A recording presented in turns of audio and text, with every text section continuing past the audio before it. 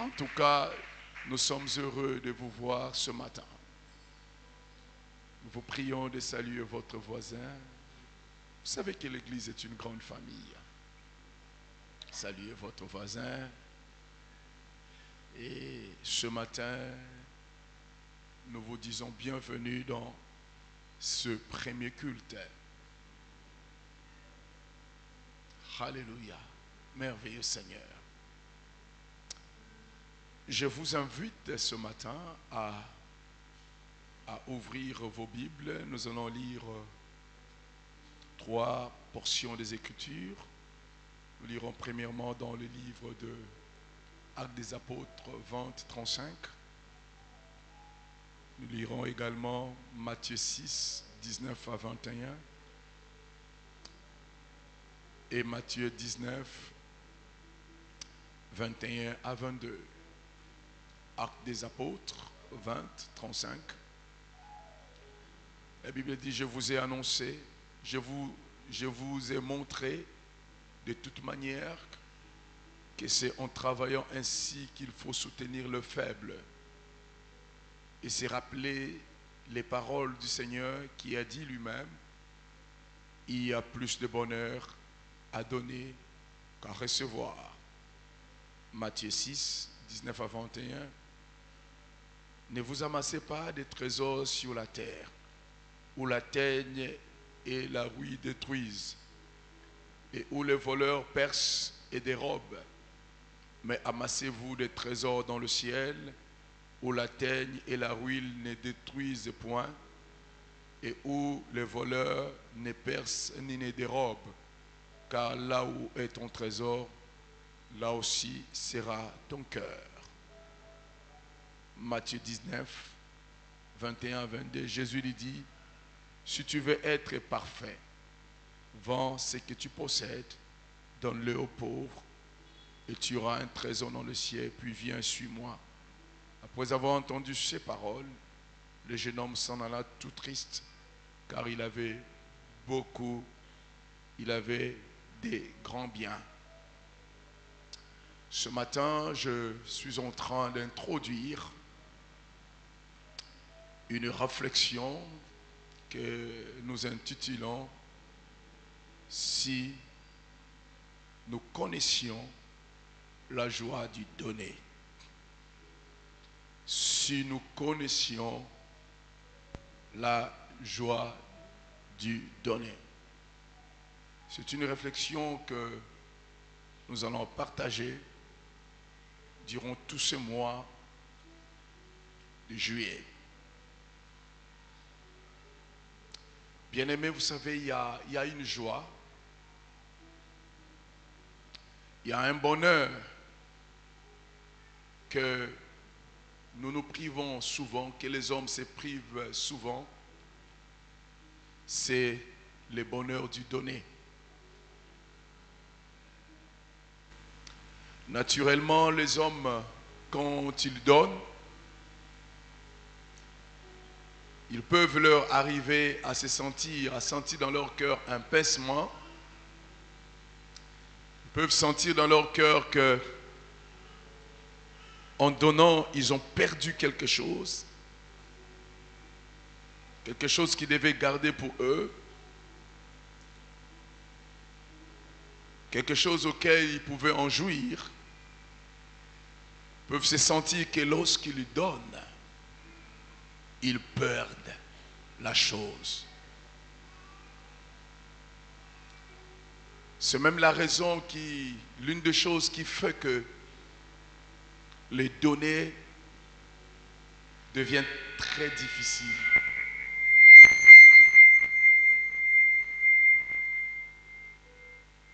C'est l'une des choses qui fait que les donner soient difficiles dans l'Église actuellement. C'est aussi l'une des raisons qui fait que même quand il nous arrive de donner, nous ne puissions donner que le superflu de ce que nous avons. Voyez, Jésus a demandé à un jeune homme de vendre ce qu'il avait comme bien de les donner aux pauvres, aux misérables, et qu'ils viennent suivre Jésus afin d'avoir la vie éternelle. Nous voyons combien ces jeunes hommes qui étaient grandement riches, comme la Bible l'a dit, et vous savez que si la Bible dit qu'une personne était grandement riche, cela veut dire que cet homme, ce jeune homme était vraiment riche. Il a été attristé dans son cœur quand Jésus lui a dit, va vendre ce que tu as, donne-le aux pauvres, aux misérables, et puis viens et suis-moi. Ce jeune homme s'est senti triste et il a quitté la présence du Seigneur parce que il se sentait incapable de se séparer des biens, d'énormes biens qu'il avait. Il se sentait incapable de se séparer de cela. C'est pourquoi ce matin, nous sommes en train de réfléchir pendant tout ce mois sur ce thème. Si nous connaissions la joie ou le bonheur qui est attaché aux données. Dans ce message, dans notre réflexion sur le donné, il y a 4 objectifs que nous sommes en train de poursuivre. Premièrement, le but de ce message est celui de nous informer de l'importance qu'il y a de servir Dieu avec tout ce que nous avons comme bien matériel. Combien il est important pour celui qui a cru, celui qui a donné sa vie à Jésus. Combien il est important que celui-là puisse comprendre qu'il est très important et nécessaire pour lui, après avoir cru, de servir Dieu avec ce que Dieu met dans ses mains. Le deuxième but de ce message est de nous révéler l'un des moyens que le Saint-Esprit, l'Esprit de Dieu, a placé à notre disposition pour vivre une vie heureuse ici sur la terre avant de rejoindre notre éternité de gloire. L'un des moyens que Dieu a mis à notre disposition nous permettant de vivre heureux sur la terre avant d'aller dans l'éternité de gloire, ce moyen s'appelle le donner. Le troisième but de ce message est tout simplement celui de faire de chacun d'entre nous, en tant que croyants, en tant qu'enfants de Dieu, de faire de chacun d'entre nous partenaires dans l'œuvre du Seigneur, de nous associer ensemble dans l'œuvre du Seigneur, afin qu'au travers de nous, par nous, le royaume de Dieu, son royaume, puisse avancer. Parce que Dieu a nos mains, il a nos pieds, il a aujourd'hui notre corps pour faire avancer son royaume dans les mondes. Le Seigneur se sert de nous, il se sert de chaque enfant de Dieu, il se sert de chaque croyant. Le quatrième but de ce message est tout simplement de nous motiver à investir ce que nous avons sur la terre, là au ciel. Parce que notre patrie, elle est céleste. Un jour, nous quitterons la terre. Un jour, nous quitterons ce monde. Dans peu de temps, nous quitterons la terre et nous nous retrouverons dans notre patrie céleste. Alors, ce message est là pour nous aider à faire un transfert de ce que nous avons sur la terre et de les transférer vers notre patrie céleste. Je vois encore, alors que je suis en train de parler, J'ai parlé quelques années en arrière avec un de nos pères des Assemblées de Dieu. Je crois qu'il doit avoir aujourd'hui peut-être dans les 70 ans ou plus, ou même 80. C'est lui-même qui me les rencontrait. Il était en train de me rencontrer ce qui lui était arrivé. Il était mort.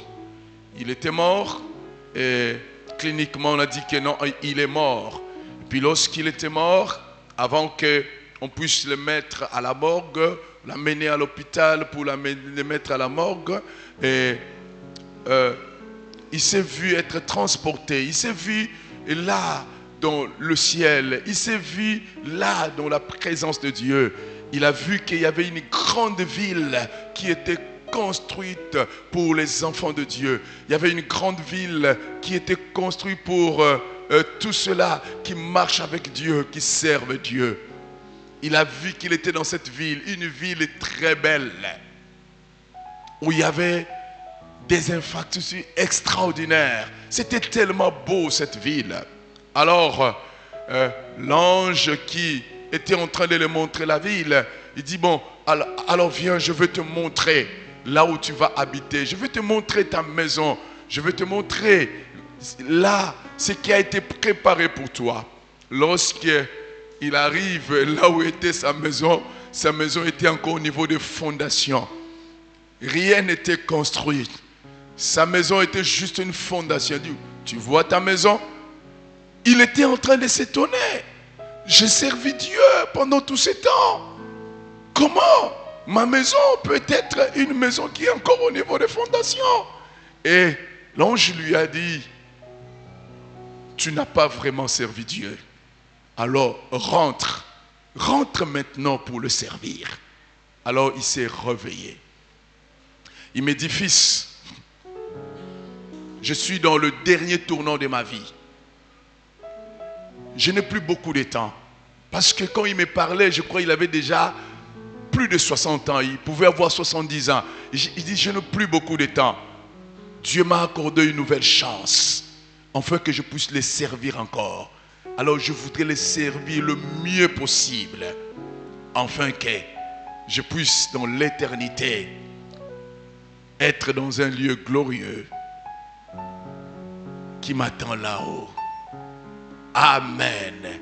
C'est pour vous dire que sur la terre, nous sommes là, nous pouvons soit laisser nos biens sur la terre ou les transporter dans l'éternité des gloires. Parce que dans ce monde, nous n'avons que peu de temps, mais notre patrie est céleste. Y a-t-il quelqu'un qui croit que sa patrie est une patrie céleste? Alléluia. Bien-aimés dans le Seigneur, le premier chapitre de notre réflexion se reposera sur ce sous-thème: Dieu est le Dieu qui donne. Le Dieu que nous prions, ce n'est pas un Dieu qui garde tout pour lui. Bien-aimé, Dieu est plein de gloire. Il est tout puissant. Il a tout à sa disposition. Rien ne lui manque. Il n'avait pas besoin de nous. Et il n'a même pas besoin de nous pour subsister, pour vivre dans la gloire éternelle. Dieu n'a pas besoin de l'homme. Il est plein de gloire. Il est éternel. Il n'a pas besoin de nous. Mais ce Dieu grand, élevé et puissant, il a pris le temps de nous donner. Il a pris le temps de nous donner. Et c'est celui qui croit qu'il est un enfant de Dieu doit comprendre cette vérité. Dieu est le Dieu qui donne. La signature du donné de Dieu, nous pouvons le voir dans ses œuvres. La signature du donné de Dieu, nous pouvons le voir dans ses actions. Notre Dieu est le Dieu qui donne. Cette vérité, chaque enfant de Dieu doit le comprendre. Nous n'invoquons pas, nous ne cherchons pas, nous ne servons pas un Dieu qui est venu nous arracher des choses. Non. Nous ne servons pas un Dieu qui est venu nous arracher des biens que nous avons. Nous ne servons pas un Dieu qui est venu nous arracher la vie que nous avons. Nous ne servons pas un Dieu qui est venu nous arracher la joie que nous avons. Mais nous servons un Dieu qui donne. Qu'est-ce que Dieu nous a donné? Dieu qui est le parfait donateur de nos vies, il nous a donné 3 biens. Oui, Dieu nous a fait les dons de 3 grands biens. Le premier bien dont Dieu nous a fait les dons, c'est la création. Cette création. Dans le livre de Romains 1, 20, la Bible dit, en effet, les perfections invisibles de Dieu, sa puissance éternelle et sa divinité se voient comme à l'œil depuis la création du monde. Quand on les considère dans ses ouvrages, ils sont donc inexcusables. Amen.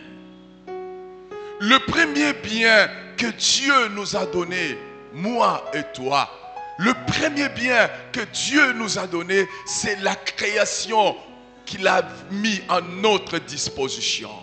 Cette nature, cette terre, c'est l'univers que Dieu a créé. C'est le premier bien que Dieu a placé à la disposition de l'humanité, à la disposition des hommes. Nous n'avons jamais demandé à Dieu de nous donner cette création. Nous n'avons jamais demandé à Dieu de nous donner tout ce qu'il a amené en existence, la beauté de la création, la beauté de la nature. Nous ne l'avons jamais demandé à Dieu. Nous sommes tous les étudiants. Nous avions été à l'école. Nous avions été à l'université. Vous serez d'accord avec moi dans toutes les études, les recherches qui ont été faites dans le passé. Actuellement, il n'y a aucune planète qui a les propriétés de la Terre. C'est l'œuvre de Dieu. Il y a un homme, je crois un scientifique, qui était en train de donner la réponse à ce milliardaire américain qui cherche à coloniser la planète Mars. Cet homme de science lui a répondu en disant, même si la Terre pouvait connaître un cataclysme, même s'il pouvait avoir de l'apocalypse sur la Terre, la vie sur la terre sera toujours meilleure que la vie sur Mars. C'est impossible que les dispositions, les caractéristiques de cette planète Mars soient comparables à la Terre. C'est l'œuvre de Dieu. La terre est l'œuvre de Dieu. Dieu nous l'a donné. C'est un don que nous avons reçu de Dieu. C'est pourquoi dans un pays un des ministères le plus important qu'un pays peut avoir, c'est le ministère d'environnement. Ce ministère est très important. Le ministère d'environnement et de préservation de la nature, c'est un ministère important. C'est pourquoi, bien-aimés, nous devons protéger l'environnement, cette terre que Dieu nous a donnée. Chaque fois que je passe dans notre marché de Lousard, quand je vois des tonnes, des camions remplis de charbon de bois, ce sont des forêts qui sont déracinées, qui sont détruites dans le plateau de Bateke et dans plusieurs de nos villages. Je dis, est-ce que nous comprenons ce que nous sommes en train de faire? Est-ce que nous comprenons que nous sommes en train de détruire la nature? Nous sommes en train de détruire la terre que Dieu nous a donnée. Est-ce que nous comprenons cela? Retrouvons-nous ici dans ce marché. Vous allez voir des dizaines et des dizaines de camions remplis de charbon de bois. Et vous savez, quand on fait ces charbons de bois, on le fait comment? On déracine même l'arbre. Et l'endroit dans lequel on brûle ce charbon, cet endroit-là, il est difficile pour qu'une plante puisse pousser encore. Nous sommes en train de détruire notre environnement. Nous sommes en train de détruire notre planète. Et cela n'est pas sans conséquences. Il y aura des conséquences dans le jour à venir, dans nos villages. Il y aura des conséquences. Vous savez, au temps des Belges, ma mère me disait, il y avait toute une police fluviale qui contrôlait le mail des filets des pêcheurs pour qu'ils n'attrapent pas des levains, des poissons plus petits, afin que le poisson puisse continuer à se multiplier.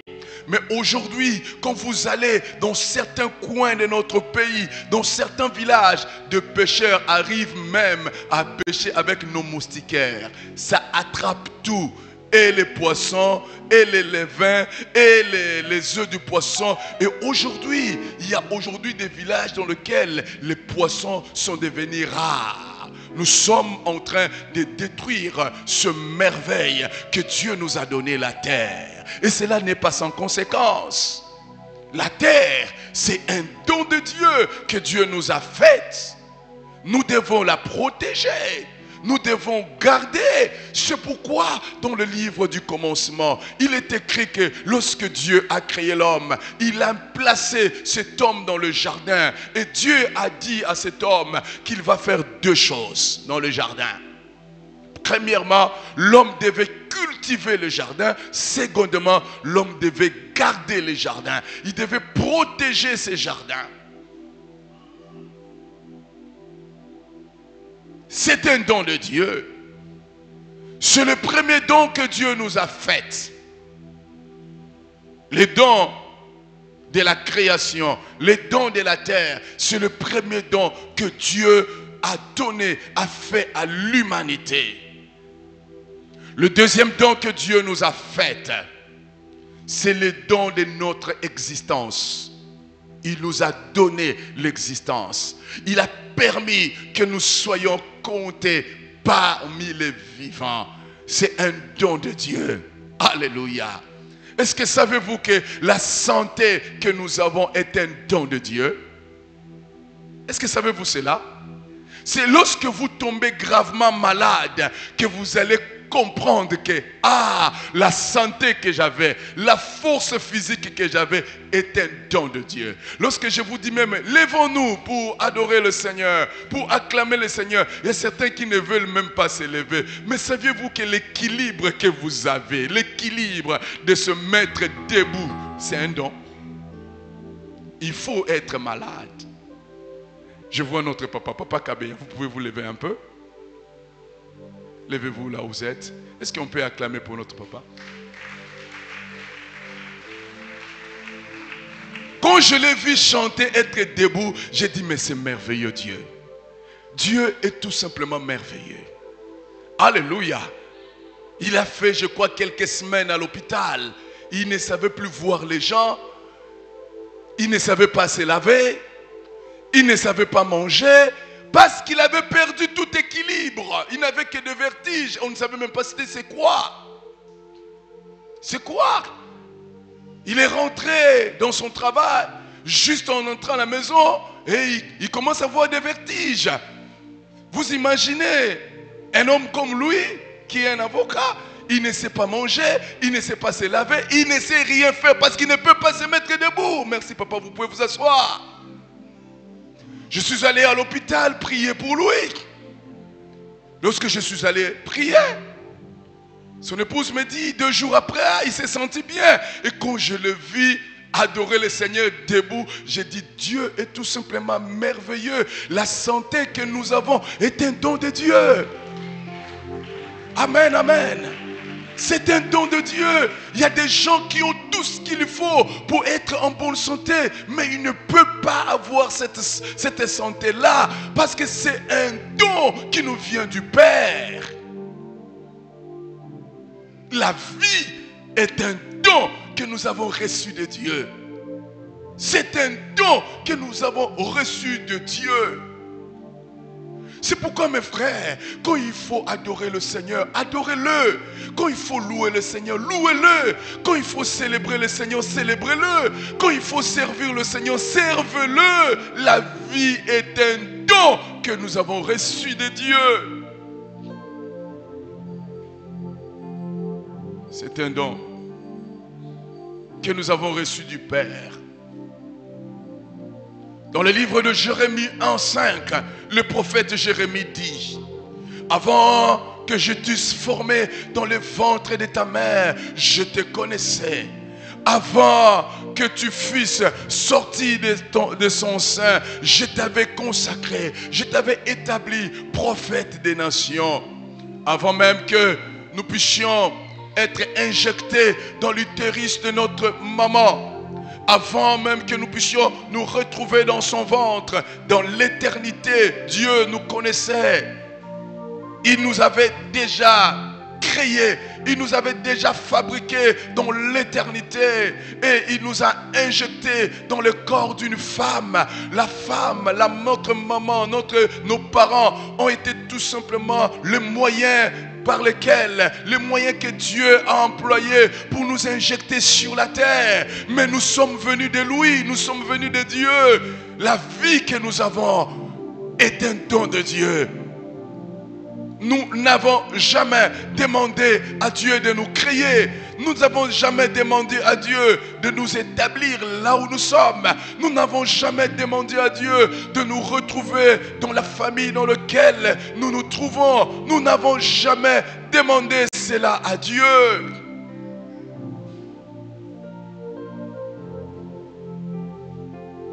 Mais Dieu nous a fait un don. Dieu nous a fait un don, le don de la vie. Vous savez quoi? Vous savez quoi, mes frères? Dieu pouvait nous créer comme une plante. Dieu pouvait nous créer comme un animal. Dieu pouvait nous créer comme un insecte. Mais il nous a créés à son image. Il nous a créés hommes. Il nous a créés femmes. Il nous a créés et nous ne l'avons pas demandé. Mais c'est un don que Dieu nous a fait. Et David dit, dans le psaume, je crois 127, il dit, je te loue de ce que je suis une créature si merveilleuse. Amen. Nous sommes des créatures si merveilleuses. Nous sommes le chef-d'œuvre de Dieu. Nous sommes le meilleur de ce que Dieu a créé sur la terre. Nous sommes une merveille. C'est pourquoi, mes frères, vous n'avez pas le droit, pas du tout le droit de mépriser l'homme créé à l'image de Dieu, car l'homme est un chef-d'œuvre. C'est un don que Dieu nous a fait. Le don de la vie. Arrivez-vous à prier, à adorer le Seigneur, à louer le Seigneur et à dire au Seigneur, Seigneur, je te remercie pour le don de la vie, pour la vie que tu m'as donnée. Est-ce qu'arrivez-vous déjà à le faire? il vous est arrivé à le faire. Dernièrement, quand je suis allé visiter notre maman Honorine à l'hôpital Saint-Joseph, je suis entré dans cette salle d'urgence. Oh là là là là là là. Je voyais des hommes et des femmes. La manière dont ils étaient, vous voyez des gens délabrés, misérables. La maladie a rongé leur corps tellement vous ne savez pas reconnaître leur face. Et en sortant de ces lieux, j'ai dit, Seigneur, vraiment la vie que tu nous donnes, la santé que tu nous donnes, c'est vraiment un don. C'est vraiment un don. Et nous devons être jour après jour reconnaissants à toi, Seigneur, pour ce don merveilleux que tu nous as donné de la santé. Alléluia. C'est un don que nous avons reçu du Père. C'est pourquoi l'homme qui fait le travail de détruire la vie de l'homme fait à l'image de Dieu doit le savoir qu'il aura un jour de compte à rendre à Dieu.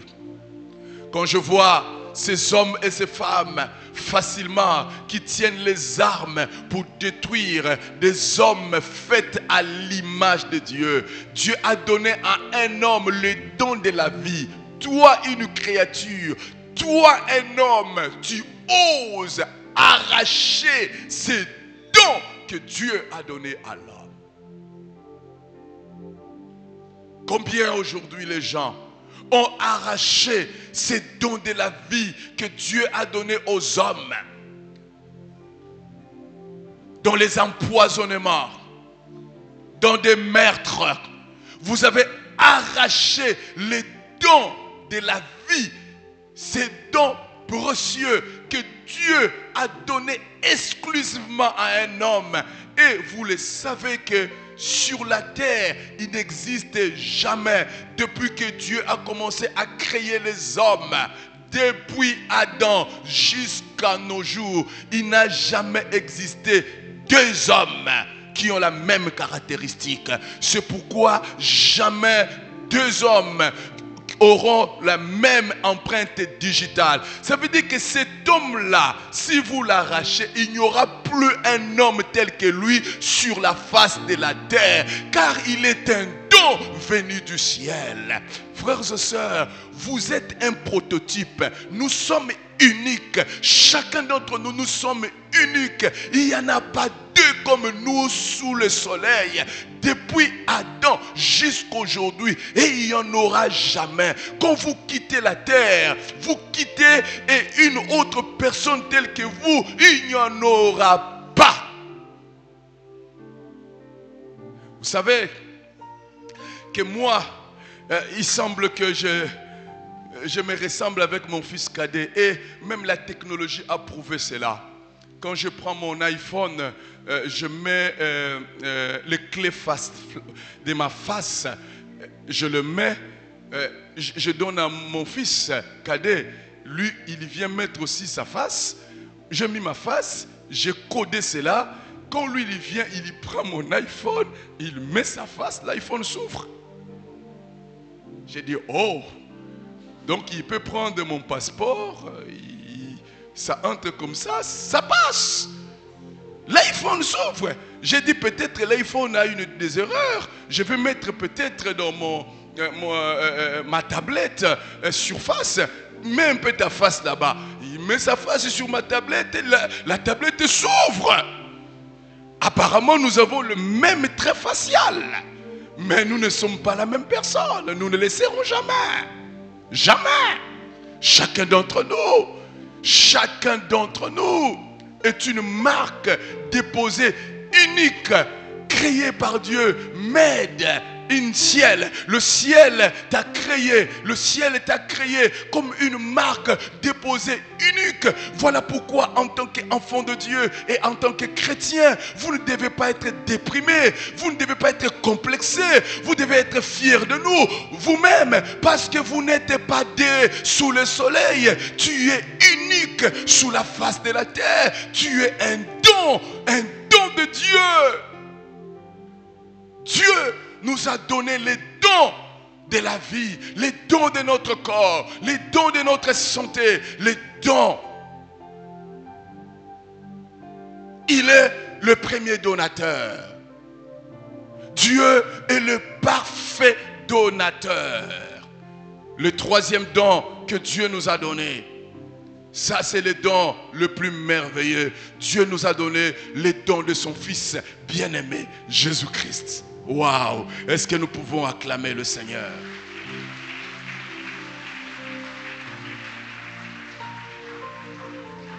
Il nous a donné les dons de la création. Il nous a donné les dons de la vie, de l'être auquel nous sommes. Mais en troisième lieu, Dieu va nous donner les dons de son Fils, bien-aimé Jésus-Christ. Oh, merci Seigneur. Merci Père pour Jésus-Christ, les dons précieux que tu nous as donnés. La Bible dit dans Jean 3,16, car Dieu a tant aimé le monde qu'il a donné son Fils unique, afin que quiconque croit en lui ne périsse pas, mais qu'il y ait la vie éternelle. Il nous a donné le don de son Fils.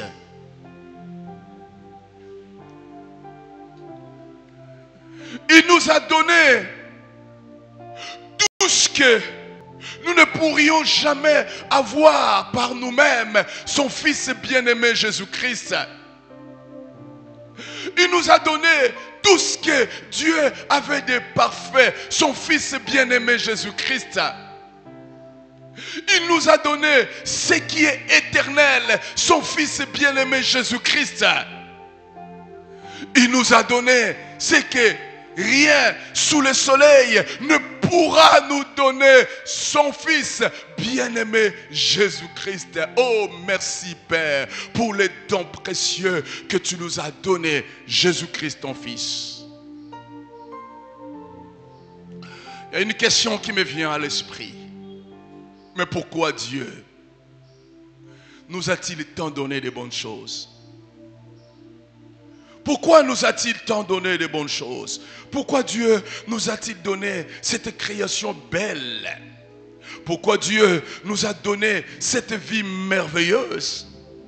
Pourquoi Dieu nous a-t-il donné son Fils bien-aimé Jésus-Christ, qui est venu sur la terre, qui a pris le corps humain, qui a souffert, qui est mort sur la croix et qui est ressuscité le troisième jour?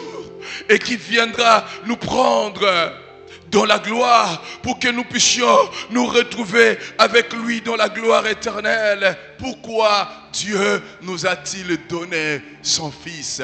Pourquoi Dieu nous a-t-il donné ces dons merveilleux que nous avons de l'être? Pourquoi Dieu nous a-t-il donné toute sa création, toute la terre avec sa beauté? Pourquoi Dieu nous l'a-t-il donné? Oui, Dieu nous l'a donné parce qu'il nous aime. Alléluia. Dieu nous l'a donné parce qu'il nous aime d'un amour infini. Alléluia. Les dons de Dieu est l'expression ou la manifestation de son amour infini pour nous. Il n'existe pas de véritable amour, mes frères, sans les donner. Lorsque nous disons que nous aimons, nous devons donner. Car l'amour ne peut exister sans les donner. Le donner rend invisible ces sentiments d'amour qui est caché. L'amour n'est pas visible. L'amour est caché. L'amour est un sentiment intérieur. Mais c'est le donner qui manifeste ce sentiment d'amour. Et Dieu, ayant ce sentiment d'amour, il l'a manifesté en nous donnant la création. Il l'a manifesté en nous donnant notre être. Il l'a manifesté en nous donnant son Fils Jésus-Christ.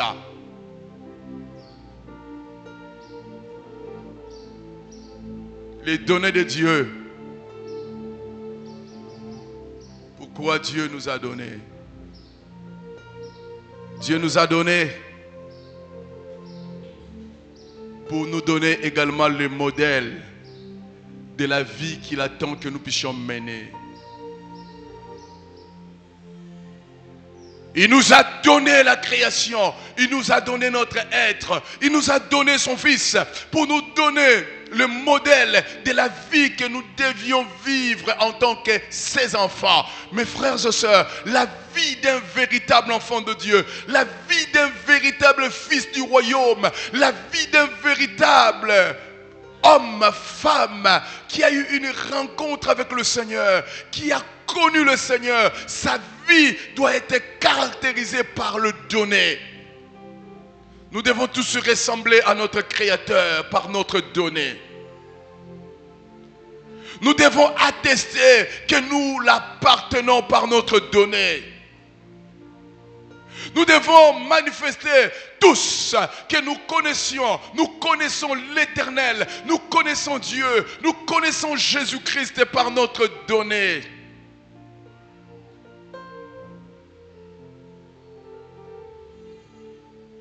C'est l'introduction de ce message intitulé « Si tu connaissais le bienfait du donner ». Mon frère, ma soeur, est-ce que ce matin, tu connais le bienfait du donner? Dieu nous a donné la création. Dieu nous a donné son être, notre être. Dieu nous a donné son Fils.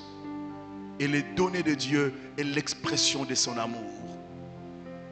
Et ces données-là, Dieu l'a donné pour nous attester son amour, mais pour nous donner aussi les modèles de vie que nous devions vivre.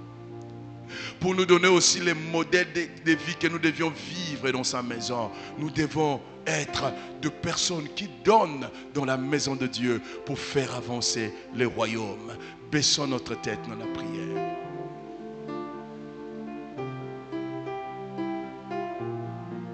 J'aimerais que tu pries pour toi-même. Tu vas demander à Dieu, dis Seigneur, aide-moi à donner le meilleur de ce que j'ai. Tu m'as donné le meilleur. Tu m'as donné la création. Tu m'as donné l'être que j'ai, la santé que j'ai. Et encore, tu m'as donné ton Fils, Jésus-Christ. Aide-moi, Seigneur, à te donner le meilleur de ce que j'ai. Le meilleur. Seigneur, merci. Merci pour ta parole. Je prie, Seigneur, pour cette église. Je prie pour chacun d'entre nous. Fais de nous un peuple qui sait donner. Et un peuple qui donne le meilleur de ce qu'il a. Afin qu'au travers de nous, ton royaume puisse avancer. Afin qu'au travers de nous, ton royaume puisse percer dans l'humanité. Merci, Seigneur. Merci. Merci de bénir nos offrandes et nos dîmes. Amen. Avant que les paniers des offrandes puissent passer, je voudrais tout simplement vous rappeler que dans quelques semaines qui viennent, nous allons faire notre voyage missionnaire dans la province de Mai-Ndombe. Nous avons une conférence dans la cité de Nyoki. J'ai un séminaire dans un village appelé Mabala. J'aurai un autre séminaire à Inongo. Je vais traverser les lacs. Et après cela, j'irai à plusieurs kilomètres loin de Inongo, vers la forêt équatoriale, vers les Pygmées, prêcher la parole de Dieu. Nous avons besoin des hommes et des femmes qui puissent nous accompagner. Nous irons avec 2 frères. Mes frères, investissons pour le royaume. Je n'ai pas besoin de pousser des cris. Si vous saviez combien de pasteurs qui sont en train de m'appeler là-bas. Nous avions acheté 40 Bibles d'études que nous allons distribuer gratuitement aux pasteurs. Mais ils sont en train de m'appeler, ils disent que c'est insuffisant. Je prie que le Seigneur te fasse participer à la mission du Seigneur. Pourquoi pas acheter des billets des frères, aller et retour. Papa, nous sommes déjà gilet langani. Nous sommes déjà bouée de sauvetage nangai. On ne sait jamais. On a encore dans la boîte tout. Tolati ba boîte de sauvetage na biso. Moi je sais nager mais ba frère wana ndimite ke ba yebi ko nager. Bala Kinshasa ba yebi ata ko nager mokete. Na la beta ka mai makasi. Bala côté kuna ba yebi on la beta ka mai. Et bon nager très bien même na fleuve voilà sur na ko inga la rodinda roi libanga te mais yoso ba tioka ou. Voilà, ça c'est l'avantage d'être un peu villageois. On sait quand même nager. Moi je connais nager. Les nager c'est comme le vélo. Si vous avez un vélo, il bien. À tous ça dit 10 ans kumba raté. Si vous avez un vélo, vous kumba. Amen. Glodieux est nager. Tu vois? Tu vois, le frère Glody va partir avec moi. Alors, s'il vous plaît, amenez ce que vous avez de meilleur pour nous préparer à aller là-bas. Nous devons mettre des affiches, nous devons envoyer notre communiqué que ça passe à la radio à Nyoki pour cette conférence que nous aurons et d'autres séminaires que nous aurons. Et nous allons également fréter les habits que vous aviez donnés. Ça va aller dans le balinière. Toutes ces gîtes, ça va aller avant nous parce que ça doit arriver là-bas avant nous, que nous allons distribuer dans des villages à l'intérieur du pays. Vous pouvez aller avec nous. Amen, amen. Vous pouvez aller faire cette mission avec nous. Parce que mon projet, les projets que nous avons, c'est d'établir une radio chrétienne dans la cité de Nyoki qui va atteindre plusieurs villages. Ça va peut-être aller même jusqu'à la province de l'Équateur. Parce que les gens doivent écouter la parole de Dieu. Amen. Ce que vous écoutez ici, ça doit aller à l'intérieur du pays. Il faut que nous puissions sauver des âmes car Jésus-Christ revient bientôt. Que le Seigneur bénisse nos offrandes, qu'il bénisse nos dîmes. Amen, amen. Nos enveloppes pour l'achat parcelle, pour élargir notre espace, nous allons les ramener les dimanches prochains. Nous pouvons écouter nos communiqués et annonces.